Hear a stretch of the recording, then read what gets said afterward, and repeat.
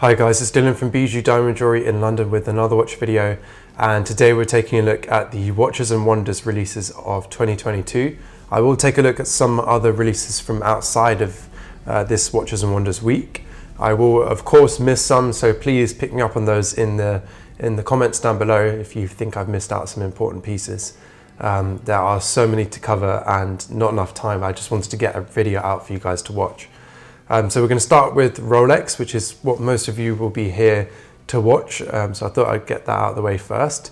Their campaign, which has been running over the last couple of days, has been to be prepared to move skywards. That was their kind of campaign theme that they went for, which we knew it had to be one of three models, or all three models being updated, and that was all of their models that related to aviation or living in the sky, Sky Dweller, GMT Master and Air King. So we thought it was going to be one of those. Lots of rumors the last few years about the Air King being discontinued. So we got a new Air King. This, correct me if I'm wrong, seems to be the first time that Rolex has made this kind of pre-release video or done this kind of much pre-release stuff online. Usually during the lead up to Baselworld or when Rolex has released their own watches or Watches and Wonders, I've never seen anything on their website, no teasers, it just straight away drops. So this was kind of unique this year, I quite liked it. The Air King, a new reference 126900. Like I said before, a new Air King has been rumoured for a long time. Lots of people just thought they would discontinue it from the collection and no longer have it as a model. But actually Rolex has revamped it and updated it in a very minor way though. It's actually just comes down to the dial and the actual case itself. So we'll take a look at that now. Slightly different dial. We've now got on the dial applied lume to the dial rather than the older painted style dial, which I personally think looks much better. It's better to have lume on the dials, obviously. And the whole point of this watch is that it's meant to be, you know, more sporty and used in a more utilitarian or kind of tool way. So you want to make that watch legible no matter what kind of light levels you've got. Especially as a pilot, you may be flying at night and you might want something that actually you can see easily at night too. So great addition to the watch to have some lume now on the dial. Not only that, where we used to have the 369 in white gold on the dial, they've removed that and replaced those by a lume surrounded by white gold. So we now have lume as the primary way of telling the time or indicating the time on the dial, which is much better in my opinion, more true to a sports watch, which is what Rolex is trying to go for with this piece, rather than the old watch which featured white gold markers, which wasn't necessarily in keeping with the same style. The dial still features that kind of iconic green and colourful colours on the dial, which is cool. I don't think there's any other watches in the collection that displays the logo like that, so that's quite interesting. The dial also has one more change, which is they've changed at 1 o'clock the 05 marker from 5 to 05. Yeah, I prefer the more sporty style of this newer style dial. I think it looks better. The next and probably the biggest update to the Air King is the new crown guards. The case previous to this only featured kind of a more classic clean case size or side with just a crown but no crown guards. So now they've added crown guards. And in a way, when I look at this watch now, it feels like it's always had crown guards. It feels so natural, which is amazing. It kind of feels like when I look at the old example, it feels wrong when I look at that. It feels like it should never have had crown guards. So yeah, really good update. I think the watch looks on the whole a lot better. It's very minor, but it's nice to see that they haven't discontinued the watch and they've kept it in the collection and just updated it. It's also nice to see that they've maintained the 40mm case size rather than increasing the case size. Moving on to GMT Master now, we have an interesting update, probably the most interesting update that Rolex has done in many years with this GMT Master, and that is the introduction of a left-handed GMT Master 2 in steel with a green and black bi-color or ceramic bezel. which looks really interesting. And we've also got the classic green GMT Master hand like we used to have on the steel GMT Master. So that's nice to see that back, and also accompanied by the green bezel now as well. So it all ties in really nicely. It does look really strange. At first I didn't notice that it was left-handed. I thought it was like an accidental image that had been uploaded online. So it's quite interesting to see it. It is a very strange update, strange move from Rolex. No one saw this coming. Very interesting one. I don't think it would be a particularly popular watch for people that actually want to use it as a left-handed watch. When I say left-handed as well, it's actually to be worn on the right hand. It's designed for left-handed people. But yeah, I feel like it's actually going to be maybe a rare watch that, in terms of Rolex terms, that people will then see or deem it as collectible. So I feel like the prices of these will be just insane, and they will be kind of like a weird and wonderful object. When people see them, they'll go, wow, is that the left-handed GMT? So I'm excited to see this in real life. Very strange update, never saw that coming. Moving on to Yacht-Master now, we've got 3 new Yacht-Masters here. We've got the first one, which is the model that they've led the collection with, or the update with. In fact, the only one they've really publicly properly announced. And that is the new yellow gold 42mm Yacht-Master on the Oyster Flex strap. This is to bring into the collection of the white gold 42mm Oyster Flex Yacht-Master that we saw a couple of years ago in 2019. So this is a nice little addition. I hope they eventually release a platinum or definitely a rose gold. Probably next would be great, so we can have like a complete collection there.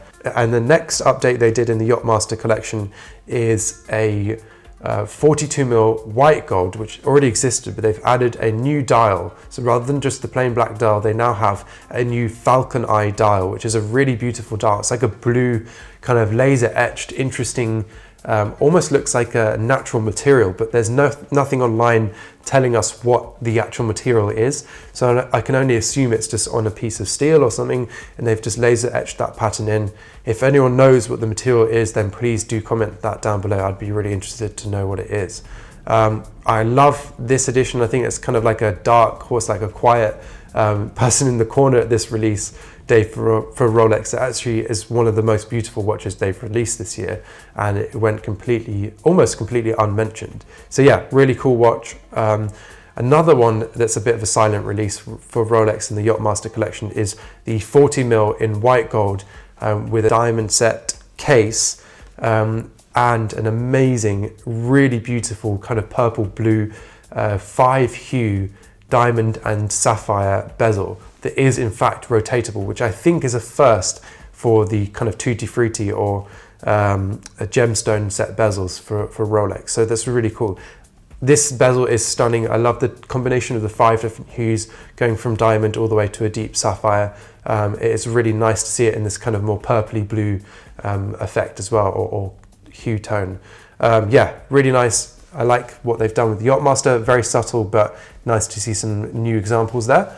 Next, moving on to day date, we've got a couple new pieces here, and the most, or new additions here, the most notable being the new fluted bezel available for the platinum version of the day date. Previously, the platinum day date was only available on a smooth bezel, so now it has the fluted bezel like the rest of the collection. I think this is a risky move. It's an interesting one. I think it will be well received, but the problem is, before, the way to discern between a white gold and a platinum, if you couldn't lift them up and feel them, was through the smooth or fluted bezel, because lots of the dials are the same with platinum and white gold. So now it's not so easy to tell basically if you've got platinum or white gold. I feel like now, as a result of the discontinuation of the smooth bezel on the platinum and people having to option for a fluted bezel on the platinum, people will probably go for those ice blue dials, as that will be kind of your only way really of showing that this is a platinum day date and not a white gold day date. Hence why I've spent double the money almost.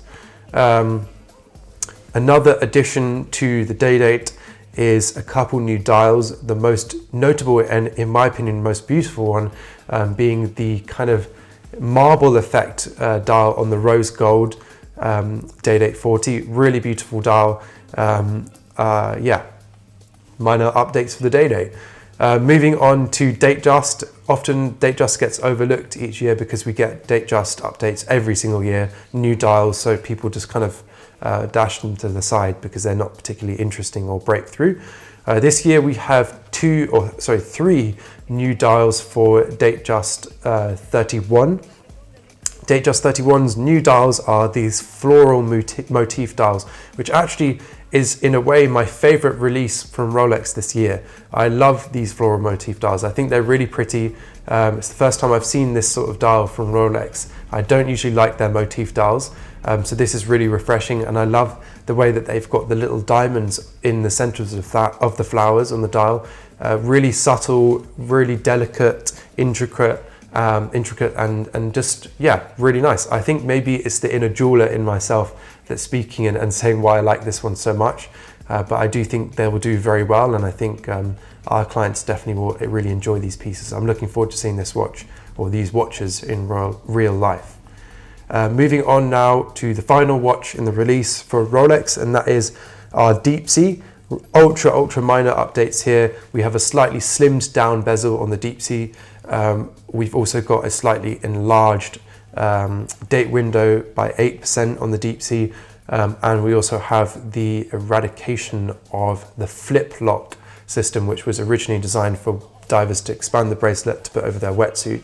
That's now been got rid of, which most people will be thankful for because that was pretty annoying and wasn't particularly nice, and most people weren't using it to put over a wetsuit. You obviously have your glide lock system, which is usually sufficient to fit over a wetsuit anyway, unless you're doing exceptionally deep sea diving, in which case it may now be an issue. Yeah, so that concludes Rolex. If I've missed any models, then please let me know. Moving on to Patek Philippe now. 12 new watches from Patek Philippe, really beautiful watches. I will talk about each one of them in light detail because I need to crack on and move on to the next watches after that. Starting with the star of the show, in my opinion, and that is the new 5205 in rose gold with the new amazing green dial and green strap. Really beautiful. Arguably, well, in my opinion, in my eyes, the most beautiful, most perfect watch Patek has in their collection at the moment. The 5205 was already one of my favorites, if not my favorite. So now to see it in my favorite color in green is just really special. It just makes me smile looking at it even now. Yeah, fantastic watch. Can't wait to see that in real life. That's definitely on my dream list now. Talking of which, I need to make another dream list video soon. I'd love to see this come to the white gold or maybe in a platinum, but I have a feeling they probably will just keep it with the rose gold for now because it does look fantastic with rose gold. That kind of green and rose gold combo is a very royal looking combo. I would say that is my favorite watch of Watches and Wonders so far. Moving on to the 5270p. 5270 is arguably the kind of daddy of grand complications in the Patek collection. Not necessarily the most complicated or the most desirable, but it's the kind of staple piece of the grand complications. If you're getting your first grand complication, it usually is a 5270. This is a new green dial, continuing the green theme of this year. Lots of brands bringing out green watches. This one is a really strange green tone though. The hue is very strong. It's a very vivid green, unlike the more muddy, muted tone of the 5205R. This one is a very punchy green. Maybe not quite as nice as the 5205 in my opinion, but lots of people might really like this green. It's an acquired taste. This watch would be your kind of 10th watch. This is really aimed at collectors that want something a little bit funky that maybe they would pull out twice a year. It's definitely not a daily wearer with that kind of green. That's kind of Rolex Hulk levels of green. And I'm not so sure about the strap having that green stitch. It just looks a little bit cheap, unfortunately. It feels hard to say that because we're talking about Patek Philippe. But yeah, I don't love the green on this watch, but I'm sure lots of people will find it interesting and maybe collectors will buy it. Moving on to two watches, I'm just going to put them in combination together because they're pretty similar. They're sister watches in a way. That is the 5320G and the 5172G, both with this salmon dial, really beautiful dial. I love that color dial. I loved it when they brought that out on the 5270 a few years ago. And I love the black syringe hands on this watch, and also the black markers or black outlined markers. It's always been one of my favorite watches in the collection, the 5320, sorry. And to see it with this salmon dial is a really welcome addition, especially with those black markers too. I personally think the 5320 is nicer than the 5172, but they both serve a purpose. Maybe it's just that moon phase that's just calling me down the bottom. Next, moving on to another combo of two similar watches that Patek has released, the 5326G and the 5226G, both with these amazing kind of moon rock soil grey slate dials. Really beautiful to see this kind of texture from Patek. They obviously do innovate and practice and experiment with interesting dial materials, but it's never usually like this. This is really cool. I really like to see this from Patek. It gives this watch a really kind of explorer expedition kind of vibe. You can see yourself wearing this maybe in the Sahara Desert on a walk somewhere. That sandy colored strap just looks fantastic with the kind of off-white kind of creamy hands and the index markers too. We've got lovely syringe hands as well. Just a fantastic looking watch. My favorite here being the 5326G. I've always loved that watch. I think that's a fantastic looking timepiece. Moving on to a couple ladies watches now, or a ladies watch, and then we'll look at some more in a minute. The reference 4910, which is one of their 24 watches. This is a new model with the green dial, or new dial for this watch, and with the diamond bezel. Great watch, obviously similar to the Cartier Tank. That style of watch does very well for ladies. We don't find this watch particularly popular with us, but that doesn't mean to say that other brands or Patek Philippe themselves find this a popular model. And the green is really nice to see on a lady's watch. Next, moving on to the 5231G, which is one of the kind of staple pieces in the complication series of watches from Patek.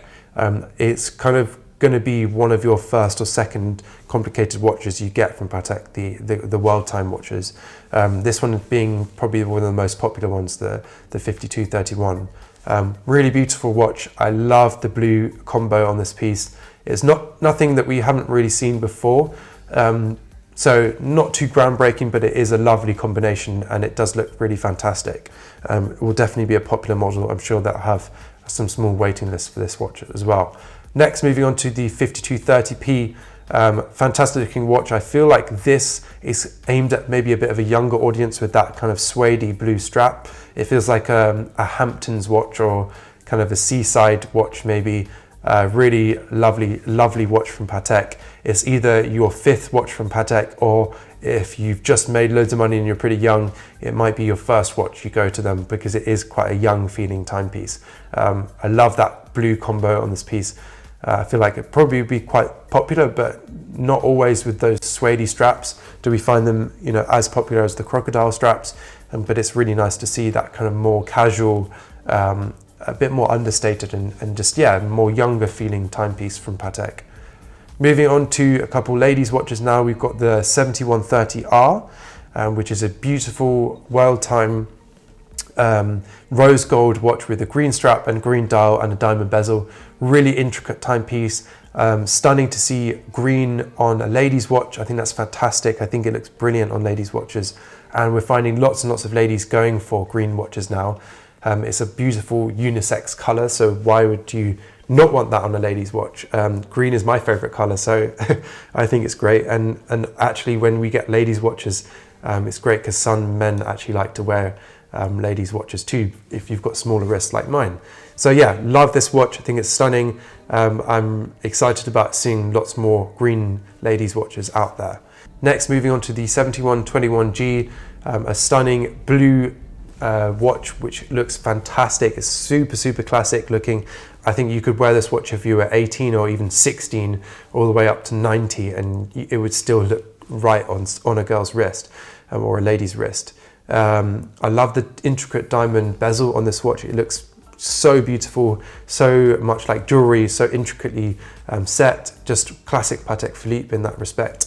And I really like the lugs on this watch. It kind of gives it a very vintage, kind of old classic looking feel to it. It almost feels like it's from the 1930s or something, this watch. It could easily be maybe even 200 years old if you looked at it. It's just that blue brings it into that kind of more modern sphere.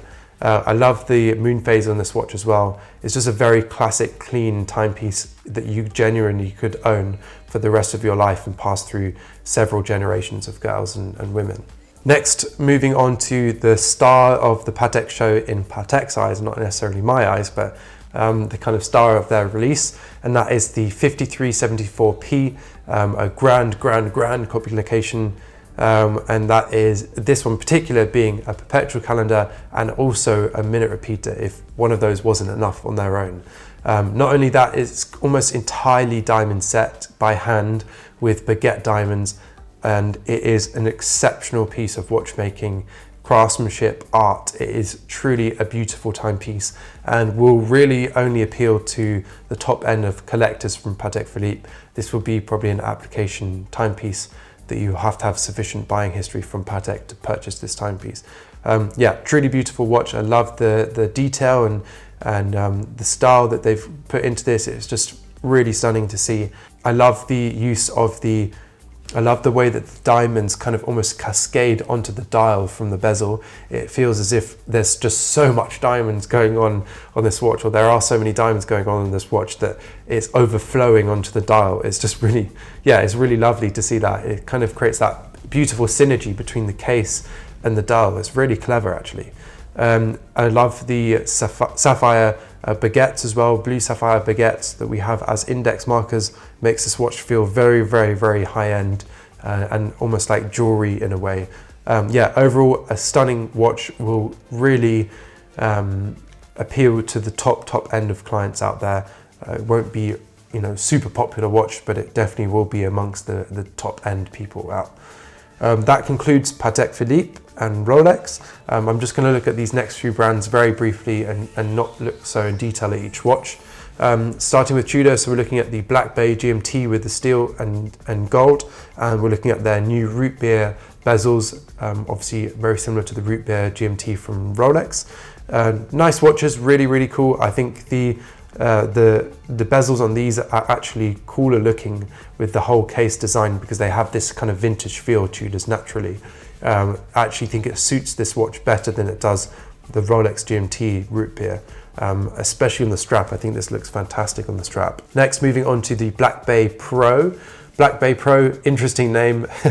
I'm not so sure about that name, but yeah, it's got this kind of vintage Explorer 2 feel about it. I like the fact that it's got that yellow hand and the kind of off-white indexes. Really beautiful looking watch. I really like the fixed steel brushed bezel as well with the kind of 24-hour markers. Yeah, it's just really elegant. Definitely feels like an explorer watch, something you would take on an expedition. The almost all brushed finish as well makes it look fantastic as well.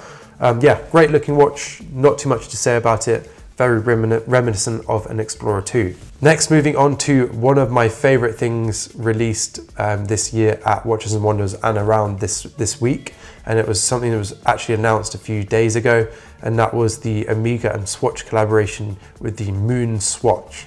Obviously, the Omega Moon watch is one of their most popular models, and they've collaborated with Swatch to create the Moon Swatch. So essentially a £200 moon watch. So less than a tenth of the price, which is amazing. Much less than a tenth of the price, in fact.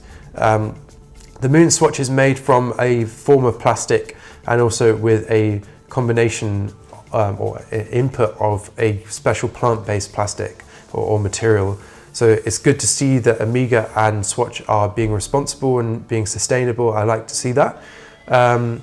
There's not that many brands out there this year that have taken a sustainable edge, which is a shame, because last year there were a couple brands like Panerai that were innovating and actually cracking on and doing something interesting. So well done to Swatch and Omega for actually thinking ahead and being sustainable or making an effort to do so. The Moon Swatch comes in a few different variations. The intention of the colorways of the Moon Swatch were missions to different planets and the moon, various different colors to match those planets and the style of those planets or the moon. So it's really cool. My personal favorite being the Mercury version. They are all sold out already. There was huge queues to try and get them at the time. Hopefully I can get one eventually because I think they're really fun looking watches, especially in some of the colorways like Earth. It's just such a cool colorway.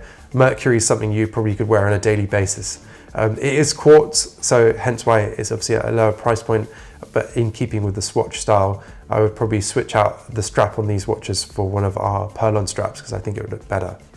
No offense. Next, moving on to a brand that I don't often look at, and that is Piaget, and that is the Altiplano Ultimate Concept. Bit of a mouthful, but the watch is far from it because it's extra thin. In fact, extra thin, paper thin, in fact. Really cool to see a brand like this innovating and doing something cool and thinking outside the box. Not often that we see Piaget do these types of watches, so it's really, yeah, amazing feat of engineering, incredibly thin watch, very, very beautiful, well done to them. Next, moving on to Panerai, one of them that I really liked is the 1226, PAM 1226. Really interesting looking watch with that steel case, brushed steel case, and that white dial, the crisp white dial with the black indexes and the black hands. Really interesting looking watch, kind of ghostly looking in a way, with that green strap, kind of adds that different look altogether, gives it an almost army looking feel to it. But yeah, I love the kind of pure crispness of it. It definitely looks very almost ceramic in its appearance.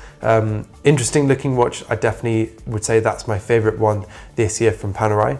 Moving on to Vacheron now. I'm just going to look very briefly at Vacheron because it is their 222nd anniversary this year, and to celebrate they have released a special 37mm 222 reference or 222 watch in celebration of that anniversary, which is a really classic looking gold timepiece, very, very beautiful to celebrate the anniversary, kind of reminiscent of an extra thin and kind of the overseas around that time.